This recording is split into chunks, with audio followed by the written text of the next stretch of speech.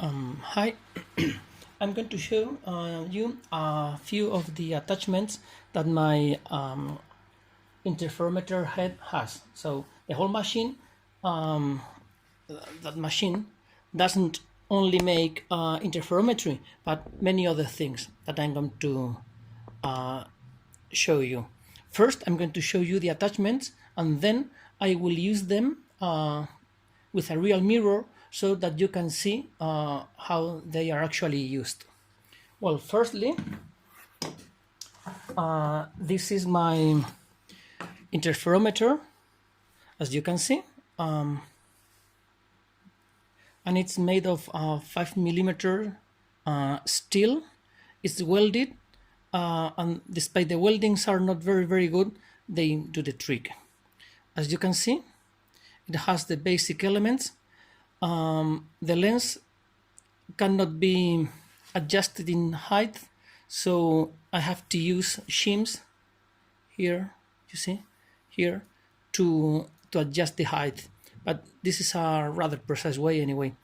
It has some magnets on the mirror and also on the beam splitter so that you can move them around, but it's not easy to lower and raise them. There are also magnets here, but I'd rather not touch them. As you can see, one side of the lens is not covered so that you can put the beams very close together. It's made of steel, as I said, and high quality birch plywood, I think. So this is the first thing that you should know about. Secondly, this goes on the head on the other side, and currently this is the laser. It's unplugged now, so that I cannot turn it on. I will turn it on later. It clamps on the head right here. I will show you later. And you can attach here several attachments. This one is for the laser. As you can see, here is the laser module. And this is a Nikon attachment head. It's not universal, it must be Nikon. But I think that Canon and other brands have similar rings that you can actually buy. This is a M42, and this is the Nikon thing. So you can also attach this thing, which has a hole where you can plug an eyepiece like this, and also detach it very easily. And I will show you later what it is used for. It's used for a shiny ball test. It's a quick test for astigmatism when you are polishing mirrors. Okay, so this attachment and also this. And finally, you can use the Nikon thread for a Nikon camera, of course, like this. And this is used for SIT, which means Slit Image Test, which is a telescope mirror test invented by Bill Thomas, and you can ask Bill Thomas or Jeff Baldwin or Lonnie Robinson about it. It's a very precise test, but it has, from my point of view, major inconvenience, which is that it doesn't test for astigmatism.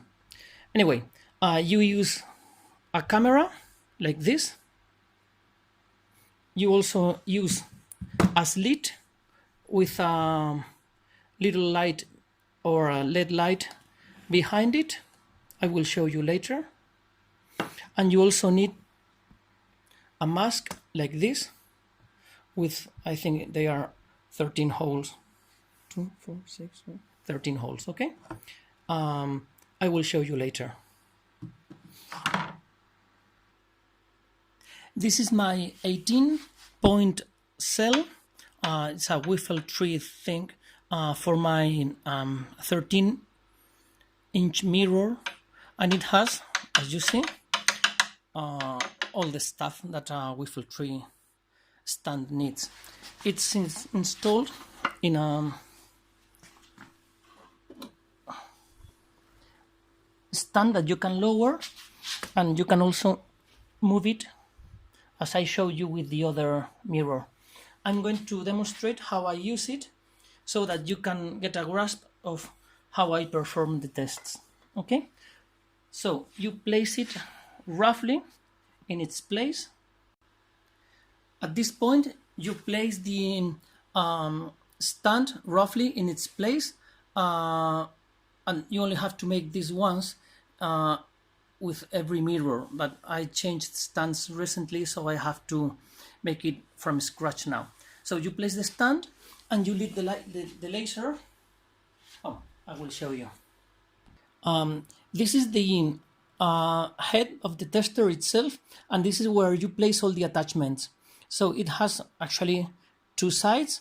On these sides, you place the interferometer, the slit, the shiny ball, and whatever. And on this side, you place whatever you used to use or to receive information. So this side has the main attachment, which is this one, where now I'm going to install the laser like this. I could also install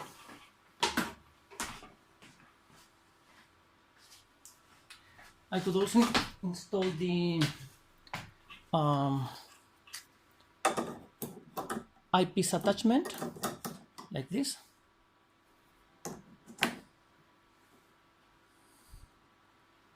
Or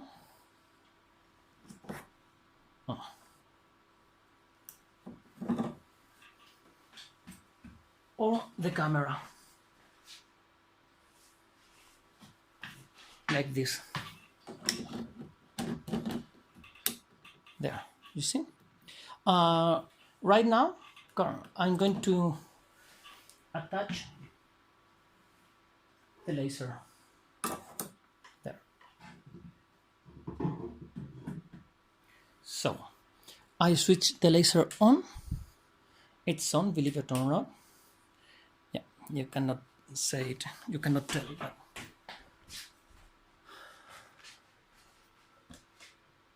the laser is on.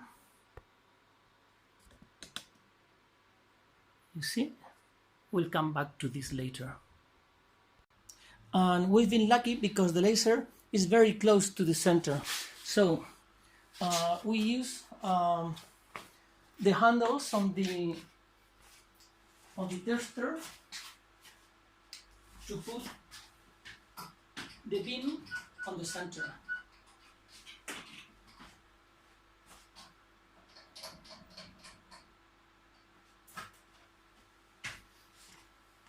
Okay, now we have to adjust the angle roughly. It doesn't have to be very exact yet. I'm going to adjust the return beam, and if I want to be the laser perfectly aligned, I have to adjust it so that it returns on the very spot. But since I'm going to make Ronchi now, because I want to adjust the distance, I have to aim it here, because Ronchi is going to shine a light here and receive here. You will see later. So I have to aim the return beam here. You will see.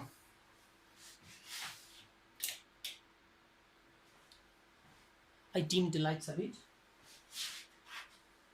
And this is a very rough adjustment because I'm using currently only the aluminum plate, so this is very, very rough.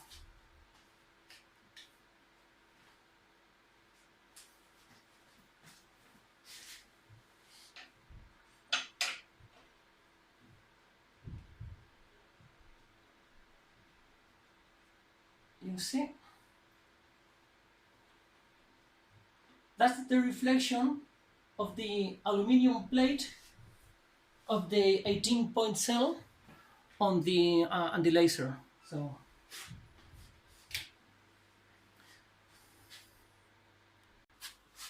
now I place the mirror on its place.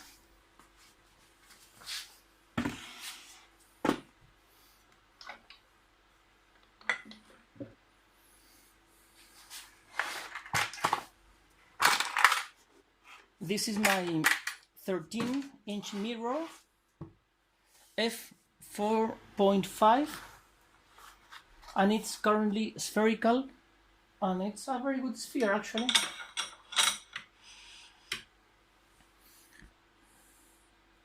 There. Oh, I have to be careful, I don't want to break it.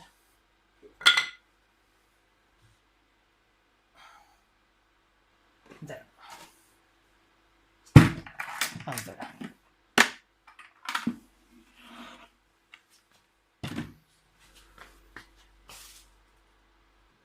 Now I adjust the return beam more precisely.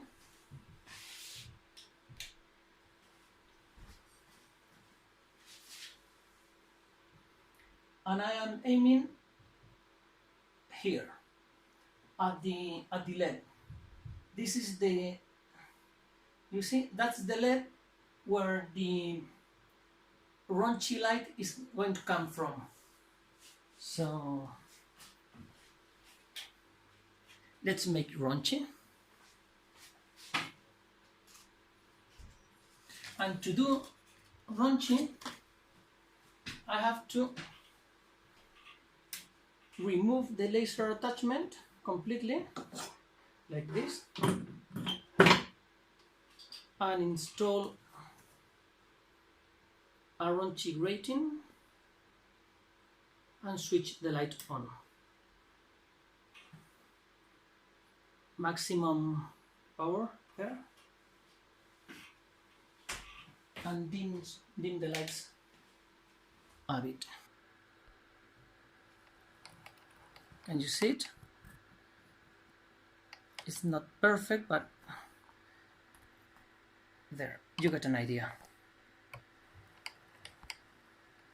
So right here, I would measure the radius of curvature,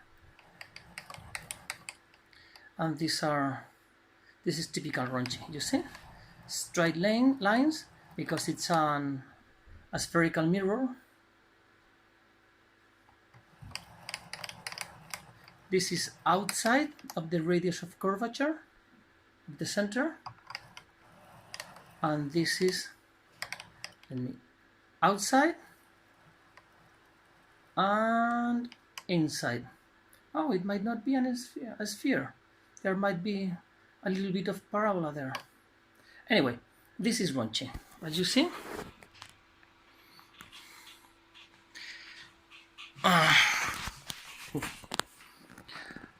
These are the controls. These switches, Ronchi light on and off, and this controls how powerful it is. It's a regular PWM, and this is the laser switch. Okay. Now I'm going to make a SIT, which is Slit Image Test by Bill Thomas, and you can ask Bill Thomas or Lonnie Robinson or Jeff Baldwin. I'm going to install the mask right here.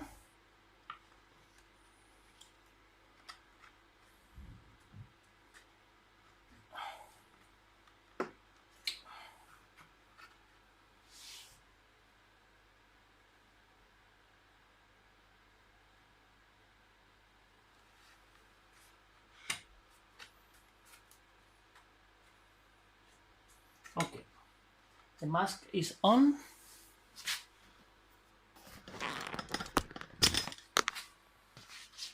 And as you can see, it's flat, straight on the mirror, and there are 13 holes from one side, from the very edge to the edge, to the other edge. Okay? It's very important to make the mask precisely. I use a CNC router, but other people use other methods.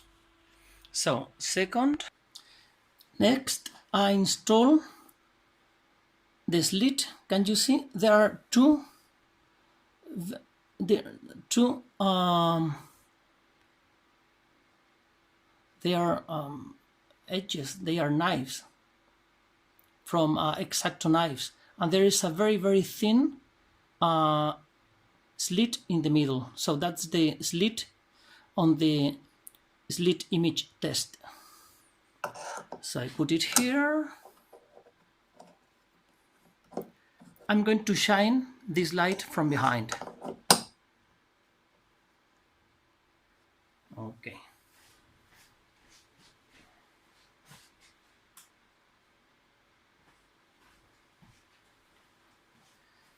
So you see, that's the light shining, okay? Next, I'm going to install the camera.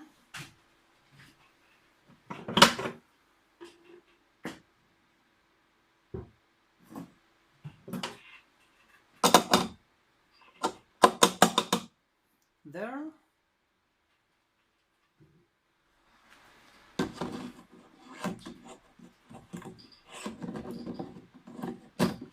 And there. Now come to this side, please.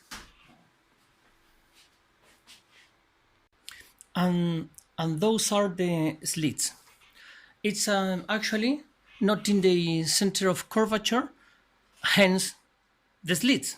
If we are right at the center of curvature, let me move it properly. At the center of curvature, we would see a single slit because all the slits would focus its image on the very same spot. So that would be like a perfectly focused star. So we are using the focus to see how the slits move one way or another. So we take the camera back as to losing focus.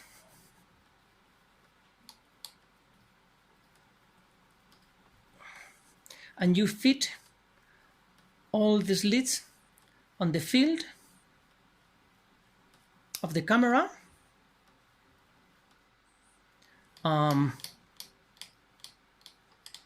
That would be it. I can't fit any more slits because I lose the ones on the sides. Anyway, Bill Thomas has made a very intelligent computer program, because he's a very smart guy, where he weights every single slit and then he calculates where they should be with a perfect parabola and where they actually are, and he plots the deviation on a graph. It's a very good method, but I have never made it because I don't have a parabola. I have a spheric mirror. So an interesting test that I still have not performed on real life, at least not yet. Okay, let's see if I can focus it a little bit better. There, you see the slits. You actually should dim them a little bit, and you should use long exposure to average out some of the turbulence of the air. Anyway, next test. Now I'm going to prepare everything for the shiny ball test, but I'm not going to be able to make it because of I don't have all the stuff ready. But I'm going to show you how it's made anyway.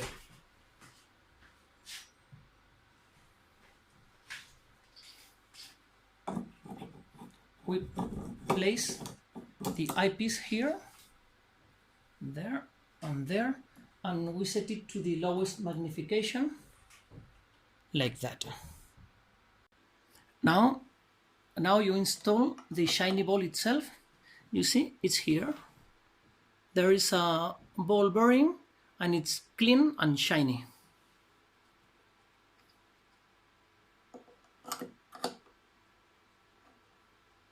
There.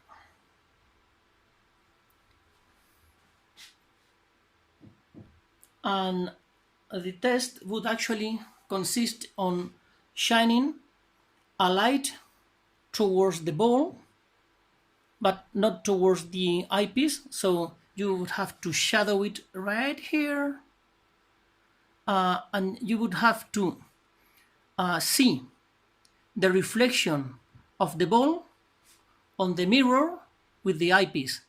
And by changing the focus, in focus and out focus and so on, you can see if there is some astigmatism. You also have to rotate the mirror, and if the apparent astigmatism rotates with the mirror, well, then you are back to grinding. You don't have a sphere anymore. Of course, the next test would be interferometry, but I showed you on the other video how I performed it, but it doesn't hurt to make a quick review. So we install the interferometer itself there, and we install the laser here,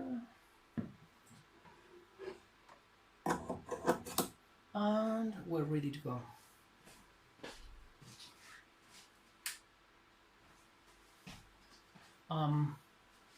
I don't think I have to do it again because I show you on the other video how it's made. But anyway, this is the interferometry attachment.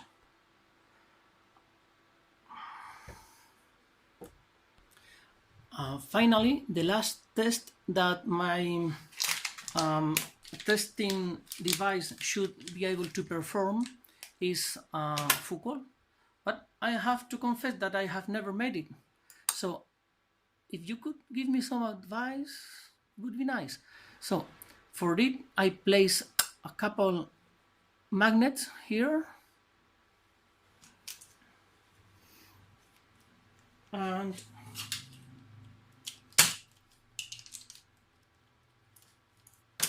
a razor like that, so that it covers exactly half of the LED like that, and then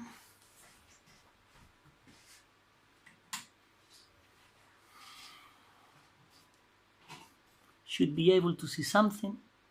I don't see anything. And finally, I'm going to show you a little bit how the tester itself, the whole machine was made. I used 16 millimeters supported round rail. Round rail means that it's round, and supported means that it has a base underneath it. So it needs bearing that has a little hole underneath it so that it can move. There are 2 of these supported round rails on each X and Y axis, but 4 for axis Z. You see? 4 for Z. And axis X and Y have this kind of screw drives,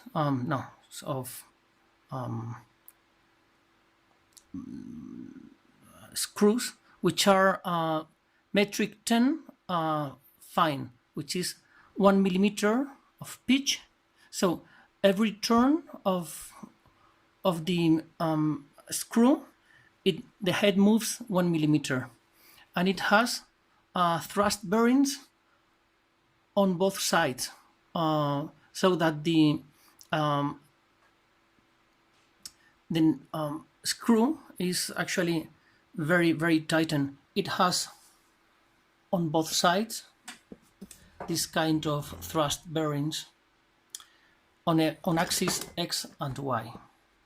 So the nuts themselves are made of polyethylene. They are like this yellow thing, and this is very, very resistant to abrasion, and they are very long lasting and almost backlash free. So, but the axis C was made with a thing similar to a motorcycle jack. I made it actually almost from scratch, and as you can see, there are two bearings over there, and they roll on a piece of glass which is stuck with double-sided tape to the floor, and when you move it, and when you move the axis, the whole head goes up or down, as you see. This is the electrical part. It's very, very simple with its power supply.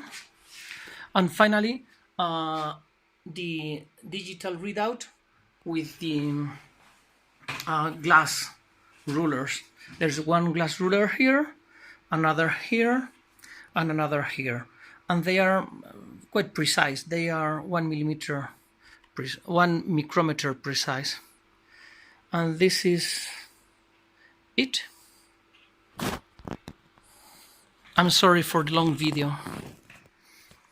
It's on top of a table because I need a very long distance to test. You see, this is the tester, and the mirror is all the way here.